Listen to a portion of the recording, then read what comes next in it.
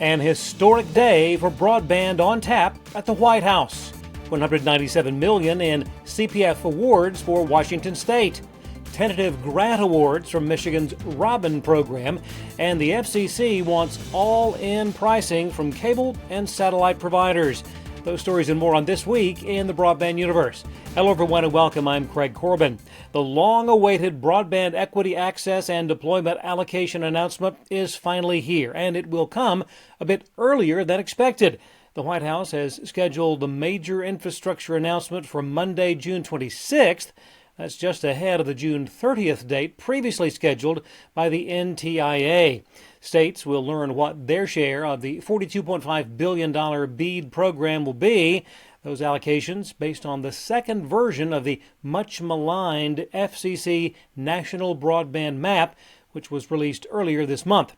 Estimated allocations range from $108 million for Delaware to $3.5 billion for Texas. We'll have much more next week on the BEAD allocation announcement.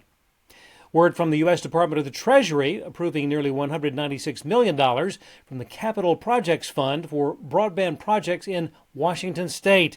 Roughly $118 million of that award will be designated for providing internet to more than 33,000 homes and businesses in communities either currently unserved or underserved. $43.7 million of the award will go to the Public Works Board Broadband program, which targets distressed rural and tribal areas of the state. Funding requests for the Bringing Online Opportunities to Texas, or BOOT, Rural Broadband Funding Program far surpassed the $120 million budget, with less than half of the more than 9,400 areas eligible for funding actually receiving bids. The BOOT program was launched earlier this year with funding through CPF. And on a related note, the Texas legislature this week approved $1.5 billion in additional funding for rural broadband programs. Tentative broadband deployment grants totaling $238 billion in Michigan's Broadband program were released this week. Among the winners in the Realizing Opportunity with Broadband Infrastructure Networks grant program were Point Broadband Fiber Holdings, slated to receive funding for a total of 4 projects, along with Great Lakes Energy, on tap for 3 projects. The state received applications from 40 companies looking to fund 154 projects, approval covering 24 projects from a dozen providers.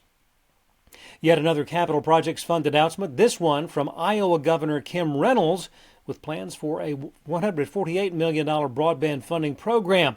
Applications will be accepted from July 14th through August 25th for the Empower Rural Iowa Broadband Grant Program. Awards are expected to be announced in September. The program incentivizes broadband infrastructure build-outs in Iowa's newly established broadband intervention zones, deemed to be those areas most in need of infrastructure expansion. Federal Communications Commission has proposed all-in pricing disclosures for cable and satellite TV providers, which would allow consumers to more easily price shop the multitude of options, including streaming services.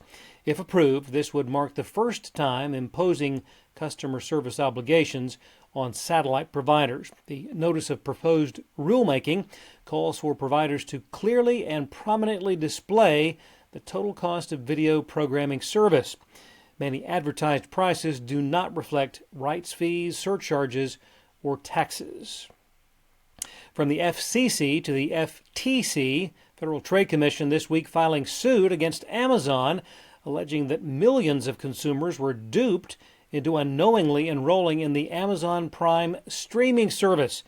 The FTC contending that Amazon used manipulative, coercive, or deceptive user interface designs known as dark patterns to trick consumers into enrolling in automatically renewing Prime subscriptions, where streaming video is one of the perks.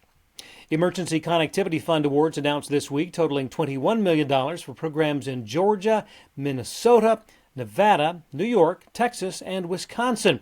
Nearly $6.7 billion of the $7.17 billion program has now been awarded, with an impact on more than 17 million students nationwide.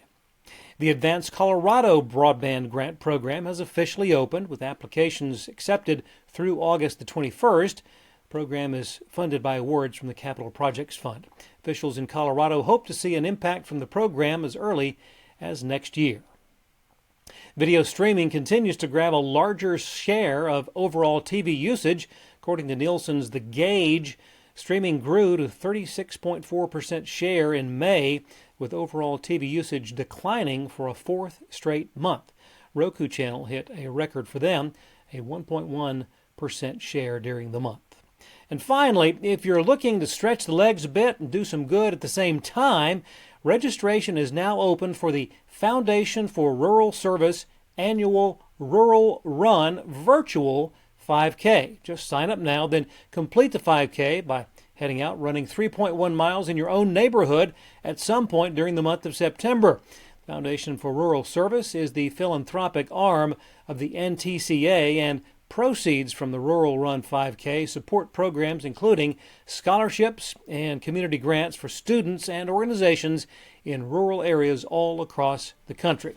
You can find the link to sign up by just going to the Foundation for Rural Service homepage. That's FRS.org. Thanks for watching. We'll see you next time on This Week in the Broadband Universe.